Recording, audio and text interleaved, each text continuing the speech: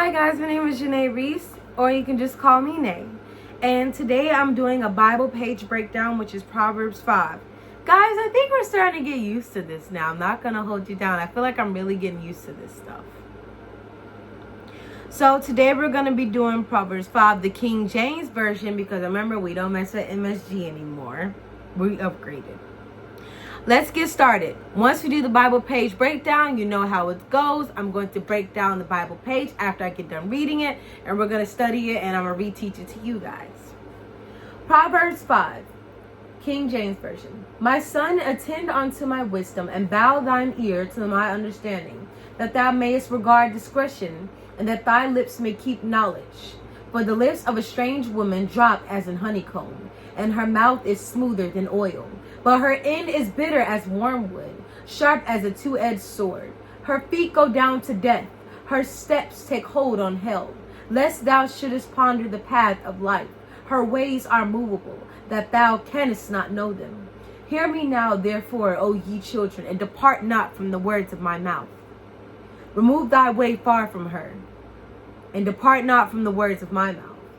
And come not nigh the door of her house, lest thou give thine honor unto others, lest strangers be with thy wealth, and thy laborers be with house of a stranger. And thou mourn at the last, when thy flesh and thy body are consumed, and say, how have I hated instruction, and my heart despised reproof, and have not obeyed the voice of my teachers, nor inclined mine ear to them that instructed me. I was almost in all evil. In the midst of the congregation and assembly, drink waters out of thine own cistern, and running waters out of thine own well. Let thy fountains be dispersed abroad, and rivers of waters in the streets. Let them be only thine own, and not strangers with thee. Let thy fountain be blessed, and rejoice with the wife of thy youth. Let her be as the loving hind and pleasant roy. Let her breast satisfy thee at all times, and be thou ravished ways with her love. And why wilt thou be ravished with the strange woman, and embrace the bosom of a stranger? For the ways of men are before the eyes of the Lord, and he pondereth all his goings. His own iniquity shall take the wicked himself, and he shall be holden with the cords of his sins. He shall die without instruction, and in the greatness of his folly he shall go astray. Now, what exactly does this mean? What exactly does Proverbs 5 mean of he shall go astray, hanging on to the cord of his sin, the bosoms of a stranger, her mouth drops his talks as much as a honeycomb? What does it mean by all this stuff? Well, here we are to break it down and decipher what it is talking about. So, let's get started. Proverbs 5 is a warning against adultery and a call to cherish marital fidelity. Here's a summary of its key teachings. Warning against adultery. Solomon urges his son to pay attention to wisdom and discretion. The adulteress may seem pleasant at first, but her end is bitter and destructive, leading to ruin. Staying far from temptation preserves one's life. Failure to heed wisdom leads to regret, loss of honor, and public shame.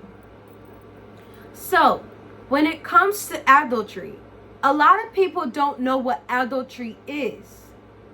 Adultery is when a woman or a man that is married goes on to sleep with another man or woman. They go to sleep with each other, even though they're married with other people. That is a sin. Adultery is when you look at a man or a woman, whether it's your own spouse or another person, with lust. No actual love or no kindness in your heart, but just pure lust. It's not okay.